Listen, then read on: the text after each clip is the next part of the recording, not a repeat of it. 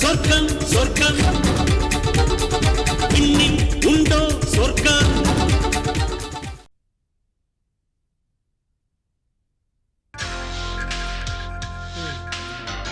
சேட்டு பாத்தியா 12 சவரன் 10 சவரன் ஆகிடாது. புதுசா? ஆமா புது நகை தான். நான் கேட்டது ஒண்ணு, தொழிலுக்கு புதுசா கேட்டேன். தெரியுமே, நான் ஏதோ ரோட்ல போறவன்ட்ட அடிச்சு வாங்கிட்டு வந்த மாதிரிலாம் பேசுவேன். யோ இந்த மாதிரிலாம் நீ பேசுவேன்னு தெரிஞ்சுதான் ஆதாரத்தோட வந்திருக்கேன். இந்தா என்னோட டிரைவிங் லைசன்ஸ். இது வெறும் பித்தளையா? யோ சேட்டு 12 சவரன் சொன்ன உடனே கப்புன்னு பித்தளைன்ற பத்தியா? யோ நல்லா பார்த்து சொல்லியா. இன்னும் தேய்ச்சா பல்லேலிக்கும். இந்தா எடுத்துட்டு போ. யோ சேட்டு நெஞ்சில நெருப்பள்ளி கொட்டாதையா? யோ நான் ஒரிஜினல் நினைச்சுதான் வாங்கினேன். நீ முட்டாளாயிட்டே என்ன முட்டாளாக்க பாக்குறியா? சேட்டு நல்லா பார்த்து சொல்லியா. உன்னை பார்த்தா ரொம்ப பாவமா இருக்கு. பொண்டாட்டிக்கு வேற ஆபரேஷன் சொல்றேன், அதனால தான் போலீஸ்ல சொல்லாம விடுறேன். வேற ஏதாவது கடை இருந்தா அங்க போய் பாரு. போயா. சேட்டு அப்ப நிஜமாவே இது பித்தளை தானா? பித்தளே தாயா? பித்தளையா? பித்தளையே கொடுத்துட்டு அதை டெஸ்ட் பண்ணி பார்க்க சொல்றேன். யோ என்னையா நீயாவது நல்ல வார்த்தை சொல்லுவேன்னு பார்த்தா நீ எப்படி சொல்ற? பித்தளையா பித்தளைன்னு சொல்லாம என்ன சொல்லுவாங்க? இங்கிலீஷ்ல பிராஸ்ன்னு சொல்லணுமா? சும்மா கையிலே வச்சு சுத்திட்டு இருக்காது. ஏமாத்திர ஆளுன்னு போலீஸ் ஒன்னே பிடிச்சிட்டு போயிருவாங்க. இதை தலையை சுத்தி தூக்கி போட்டு இடத்த காலி பண்ணு. இந்தா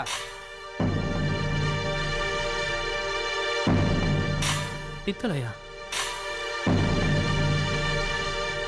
இது ஏடு கொண்டுல வாடு நாமத்தை போட்டானே. தள்ளு. நீ 10,000 வச்சுக்க. இந்த நேரத்துல 10,000 ரூபாய் சம்பாதிச்சிட்ட. அந்த பொண்ணுக்கு ஏதாவது கொடு. வா போலாம். கொய்யா கொய்யா.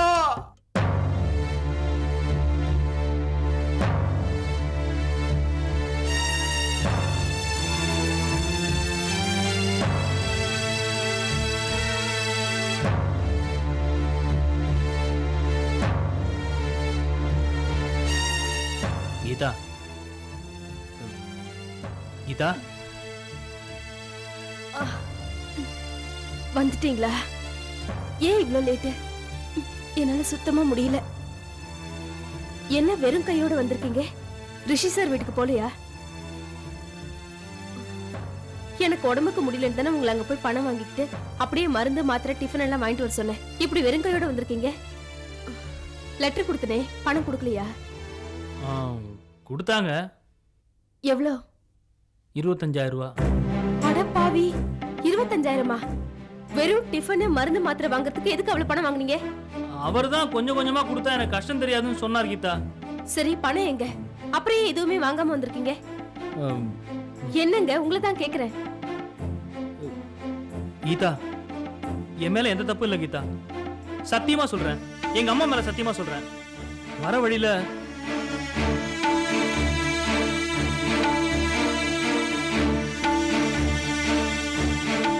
அது மட்டும் இல்ல கீதா, 25,000 ரூபாய் கிடைக்குதே, நம்ம குடும்பத்துக்கு தேவையானதெல்லாம் வாங்கி போடலாம்னு நினைச்சேன்.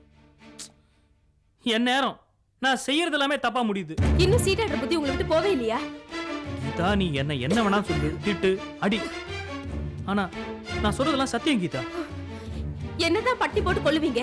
அதை என் தலையெழுத்து அனுபவிச்சுதான் ஆகணும். அடுத்து உங்க கருவை வயிற்றுல சுமக்கிறதுக்காக தானே கை நீட்டி பணத்தை வாங்கணும். அந்த பணத்தை வாங்கி சிசுவை பட்டி போட்டு பாவத்து வேற சுமக்கணுமா?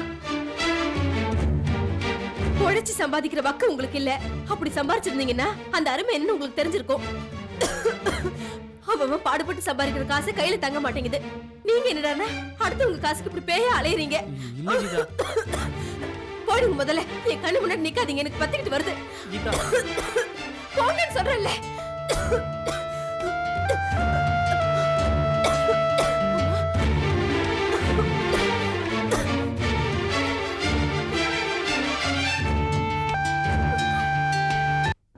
மேடம், காஞ்சனா ரொம்ப நல்லவ, நிரபராதி. அவளை எப்படியாவது வெளியே அழைச்சிட்டு வந்துட்டேன்னா ரொம்ப நல்லா இருக்கும். அதுக்கு எவ்வளவு செலவானாலும் பரவாயில்ல. பணத்தை பத்தி விடுங்க மாமி, செலவை பத்தி எதுவும் பேச வேண்டாம், நான் பாத்துக்கிறேன். இல்ல மேடம், தோராம எவ்வளவு செலவாகும்னு சொன்னேன்னா நான் ரெடி பண்றதுக்கு வசதியா இருக்கும். என்னண்டா இப்போ 7700 ரூபாய் இருக்கு. கிராமத்துல இருக்கிற என் ஓட்டு வீட்டை வித்து தான் நான் இந்த பணத்தை கொண்டு வந்திருக்கேன். 10,000 சொன்னேன், 8,000 தான் கொடுத்தா. ட்ரெயின் செலவு போக மிச்சம் 7700 இதுல இருக்கு. கூட கொஞ்சம் நகையும் வச்சிருக்கேன். இத வாங்கிட்டு பெரிய மனசு பண்ணுங்க. என்ன மாமி நீங்க காஞ்சனா மேடத்துக்கு கணக்கு பாப்போமா? அவ புருஷன் கூட எடுத்துக்காத அக்கறையை நீங்க எடுத்துக்கிட்டு இருக்கீங்க. ஃபீஸை விடுங்க. என்ன கமலா? ஆமாங்க மாமி, காஞ்சனாவோட கேஸ் கட்ட படிச்சு பார்த்துட்டு அவங்கள காப்பாத்துறதுக்கான வாய்ப்பு எவ்வளவு இருக்குன்னு நான் உங்களுக்கு சொல்றேன். நீங்க ஒரு 2 நாள் கழிச்சு வாங்களேன். நீங்க இந்த உதவியை பண்ணேன்னா நான் என் வாழ்நாள் முழுக்க உங்களை மறக்கவே மாட்டேன். மாமி நீங்க தைரியமா போங்க. என் பொண்டாட்டி எனக்கு வக்கீலா கிடைச்சதுக்கு இந்த ஒரு நல்ல காரியமாவது பண்ணட்டுமே. தைரியமா போயிட்டு வாங்க மாமி. இத வாங்கிக்கோங்க. பணம் உங்ககிட்டயே இருக்கட்டும். வரேங்க. வாங்க. வரேன். ஆ.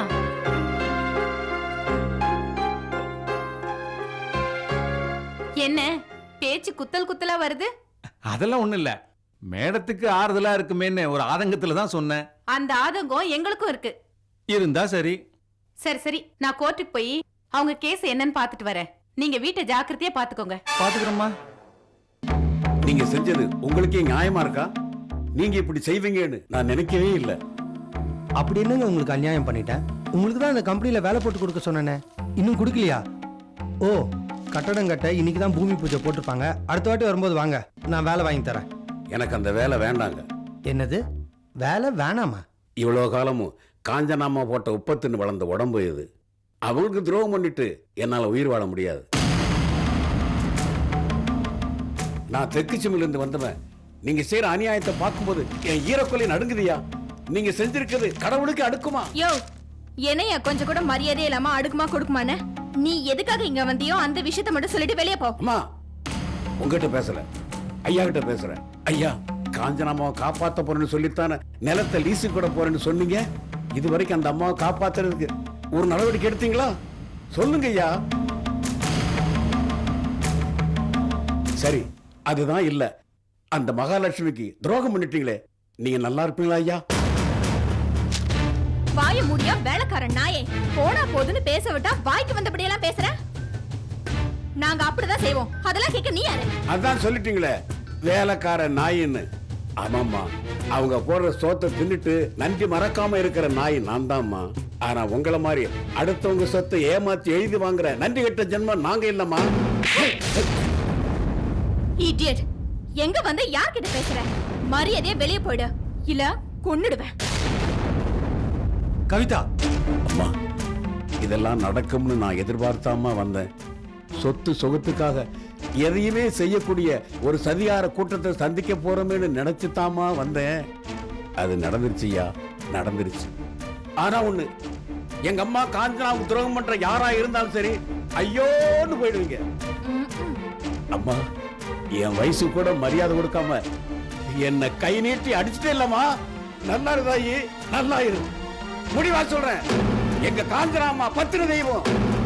அவங்களுக்கு துரோகம் பண்றவங்க யாரா இருந்தாலும் சரி எரிஞ்சு சாம்பலாயிருவீங்க. எரிஞ்சு சாம்பல் ஆயிடுவீங்க. பத்தினி தெய்வம்.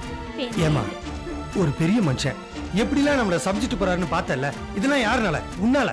அவர் வயசு கூட மரியாதை கொடுக்காம அவரை போட்டு அப்படி அடிக்கிறிய, நீலாம் ஒரு மனுஷியா? ஐயா சும்மா இருடா.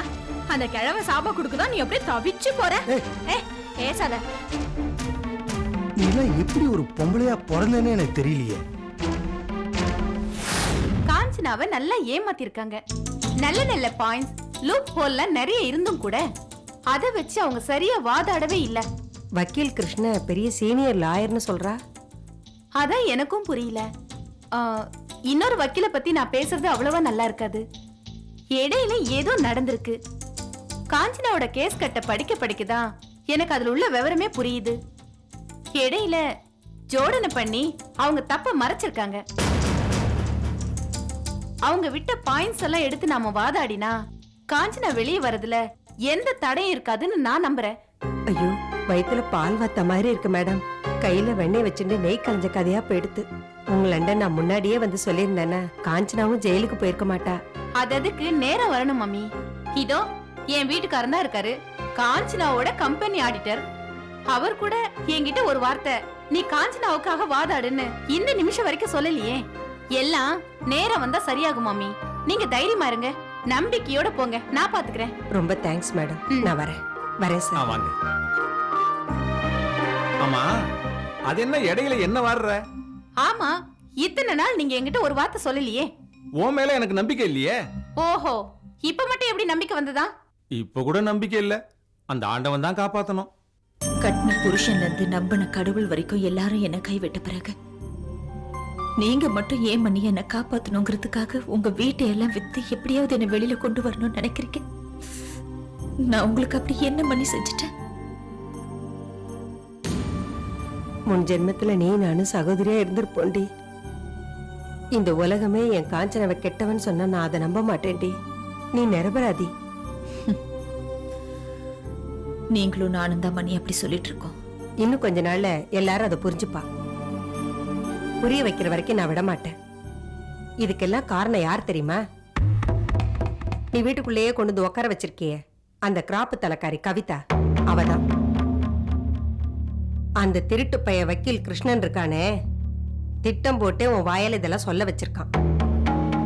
இதெல்லாம் பண்ணதுக்கு காரணம் யார் தெரியுமா? கவிதா தான். என்ன கவிதாவா? தர்மத்தை சூது ஜெயிச்சிடுச்சு. அதனாலதான் இப்படி ஜெயில இருக்க.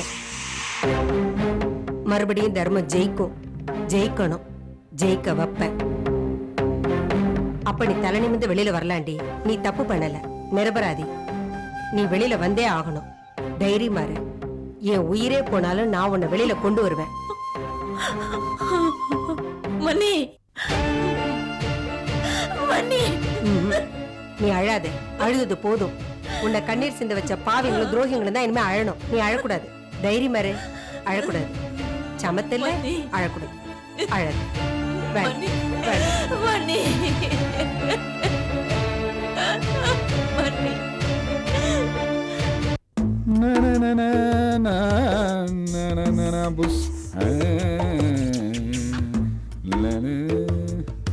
இந்த மெட்ராஸ் தண்ணியில தலை குளிச்சு தலையில பாதி முடி காணோம். மன்மத ராசா மன்மத ராசா அள்ளி மனச கில்லாதே. அடியே ஜெயந்தி, ஏன் என்ன ஆபீஸ் கிளம்பலையா? இல்ல. ஏன் அப்ப என் கூட வரலையா? ஆபீஸ்க்கு போறதா இருந்ததுன்னு உங்களோட வரணும். ஆமா, ஏன் இன்னைக்கு லீவ் போட்ட? கோர்ட்டுக்கு போற வேலை இருக்கு. கோர்ட்டுக்கா? ஜெயந்தி, உன்னை அடிக்கடி திட்டு வாஸ்தவம் தான். அதுக்காக கோர்ட் வரைக்கும் போய் நம்ம டைவர்ஸ் வாங்கணுமா என்ன? ஜெயந்தி ஜெயந்தி, உன் மேல நான் எவ்வளவு பாசம் வச்சிருக்கேன், பிரியம் வச்சிருக்கேன் தெரியுமா? என் இதுக்கு தான் தெரியும். ஜெயந்தி, என்னை விட்டு நீ போயிட்டேன்னு வச்சுக்க, என்னால தாங்க முடியாத அழுவே. போதும் போதும், கோர்ட்டுக்கு போறனால உடனே டைவர்ஸ் வாங்க தான் போவாங்களா? அப்ப குடும்ப பொம்பளைக்கு அங்க என்னடி வேலை? காஞ்சனா கோர்ட்டுக்கு வர, அவளை பார்க்க போறேன். எதே? ஏய், நீ டைவர்ஸ் வாங்க போறேன்னு சொல்லியிருந்தா கூட நான் சந்தோஷப்பட்டிருப்பேன். உனக்கு எவ்வளவு நெஞ்செழுத்தம் இருந்தா அதை என்கிட்டயே சொல்லுவேன். ஏன் சொன்ன என்ன? பாவம் காஞ்சனா, உங்களுக்கு பயந்து அவ ஹாஸ்பிட்டல் இருந்த போது பார்க்கல, ஜெயில இருந்த போது பார்க்கல. இன்னைக்கு கோர்ட்டுக்கு வரா. 4 பேரோட நானும் ஒருத்தியா நின்னு அவளை பாத்துட்டு வரேன். இதுல உங்களுக்கு என்ன குறைஞ்சு போகுது? நீ போய் பாக்குறதுனால இங்க என்ன நிறைஞ்சிட போகுது? நான் ஏதாவது உதவி பண்ணி அவளை காப்பாத்தலாம்னு நினைச்சா நீங்க தான் என் கூடவே இருக்கீங்களே, விட்டுருவீங்களா? அதான் என்ன அந்த காஞ்சனா முன்னாடியே சுத்துவாளே கூஜா தூக்கிட்டு ஒரு மாமி, அவதான் இந்த கேஸ் விஷயமா ஆடிட்டர் பொண்டாட்டி பார்த்து பேசியிருக்காளே. அப்புறம் நீ ஏன்டி கிணத்து துடிக்கிற? இங்க பாரு, நீ நினைக்கிற மாதிரி எதுவும் நடக்காது, அதை புரிஞ்சுக்க. நீங்களே ஆடிட்டர் பொண்டாட்டிட்டு போய் காஞ்சனாக்கு எதிராக ஏதாவது சொல்லிருப்பீங்க. எப்ப பாரு நீ என் மேல சந்தேகப்படுறதே உனக்கு பொழப்பா போச்சு. அந்த வக்கீல் கிருஷ்ணன் கிழிக்காத இவ என்ன பேசி கிழிச்சறான் நானும் பாத்துறேன். மறைக்காதடி, போய் அந்த பிரீஃப் கேஸ் எடுத்து கொடு. இங்க தானே இருக்கு, எடுத்துக்கோங்க. ஏன் உன்னால எடுத்து கொடுக்க முடியாதாக்கு? ஆபீஸ் எனக்கு பதவி உயர்வு வந்தாச்சு, வீட்டுல தான் எனக்கு மதிப்பு இல்லாம போச்சு. இப்படியே பேசிட்டு ஒரு நாளைக்கு வாயை பிச்சு போடுறேன் பிச்சு. வீட்டுல ஆம்பளைக்கு மரியாதை இல்லாம போச்சா? மேல்முறையீட்டிற்காக எடுத்துக்கொள்ளப்பட்ட இவ்வழக்கின் விசாரணை ஏறத்தாழ 28 நாட்கள் நடந்து முடிந்த நிலையில் இந்த வழக்கை கையாண்ட காவல்துறை அதிகாரி மரியா ஜோன்ஸ் அசிஸ்டன்ட் கமிஷனரின் சாட்சியமுடன் தாமரை மருத்துவமனையின் மெடிக்கல் டைரக்டர் திரு விஜயதாசனின் சாட்சியமும் குற்றவாளி காஞ்சனாவிற்கு குளிர்பானம் வழங்கிய ஹோட்டல் சர்வரின் சாட்சியமும் இந்த நீதிமன்றத்தில் குறுக்கு விசாரணை செய்யப்பட்டிருக்கிறது. காவல்துறையின் முதல் தகவல் அறிக்கையில் குறிப்பிட்டிருப்பது போல திருமதி காஞ்சனா போதைப் பொருளை கடத்தவில்லை என்பது புலனாகிறது. அவரிடமிருந்து போலீசார் கைப்பற்றியது 50 கிராமுக்கும் குறைவாகவே கருதப்படுகிறது. குளிர்பானத்தில் அவராகவே கலந்து குடித்தார் என்பதற்கு போதிய சாட்சியங்கள் இல்லை. போதை மருந்து உபயோகிக்கும் பழக்கம் உள்ளவராக இருந்தால் சிறிதளவு உபயோகத்திற்கு மயக்க நிலை அடைந்திருக்க மாட்டார். இந்த வழக்கை பொறுத்தவரை ஒருதலை பட்சமாகவும் வழக்கினை விரைவாக முடிக்க வேண்டும் என்ற நிர்பந்தத்தின் பேரிலும் கீழ்கோர்ட்டில் தீர்ப்பு வழங்கப்பட்டிருப்பதாக தெரிகிறது. திருமதி காஞ்சனா புகழ்பெற்ற நிறுவனத்தின் ஒரு பொறுப்பான அதிகாரியாக இருந்திருக்கிறார். அவரது அலுவலக வட்டாரத்தில் விசாரித்ததின் பேரில் இதுவரை அவர் மீது எந்த ஒரு புகாரும் களங்கமும் இல்லை என்பது நமக்கு தெளிவாகிறது. கீழ்கோர்ட்டில் அவரே முன்வந்து குற்றத்தை ஒப்புக்கொண்டிருக்கிறார் என்பதை கூர்ந்து பார்க்கும் பொழுது அவருக்கு ஒப்புக்கொள்ள வேண்டிய கட்டாயம் ஏற்பட்டிருப்பதாக தெரிகிறது. எந்த சூழ்நிலையில் அவர் குற்றத்தை ஒப்புக்கொண்டிருந்தாலும் நீதிமன்றத்தின் முன்பு உண்மையை கூறியதாலும் முதல் குற்றம் என்பதாலும் அவருக்கு குறைந்தபட்சமாக 100 நாட்கள் சிறை தண்டனை அளிக்கப்படுகிறது. ஏற்கனவே அந்த நாட்களை சிறையில் அனுபவித்து விட்டதால் விடுதலை செய்வதோடு ஓராண்டு காலத்திற்கு R3 காவல் நிலையத்தில் பிரதி திங்கட்கிழமை தோறும் வந்து கையெழுத்திடும்படி இந்த நீதிமன்றம் உத்தரவிடுகிறது. தவறான கண்ணோட்டத்தில் இந்த வழக்கை கொண்டு சென்ற அசிஸ்டன்ட் கமிஷனர் மரியா ஜோன்ஸை இந்த நீதிமன்றம் வன்மையாக கண்டிக்கிறது. திருமதி காஞ்சனா அவர்களின் அலுவலக தலைமை நிலையத்தில் பெறப்பட்ட நற்சான்றிதழை கொண்டும் இந்த வழக்கின் பூர்வாங்க விசாரணையை கொண்டும் அவருக்கு விதிக்கப்பட்ட 3 ஆண்டு கால சிறை தண்டனையை ரத்து செய்து குற்றவாளி காஞ்சனா நிரபராதி என இந்த நீதிமன்றம் தீர்ப்பளிக்கிறது.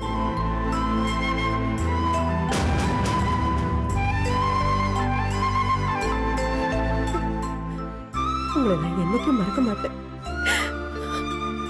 நீங்க நல்லா இருக்கணும், நல்லா இருக்கணும்.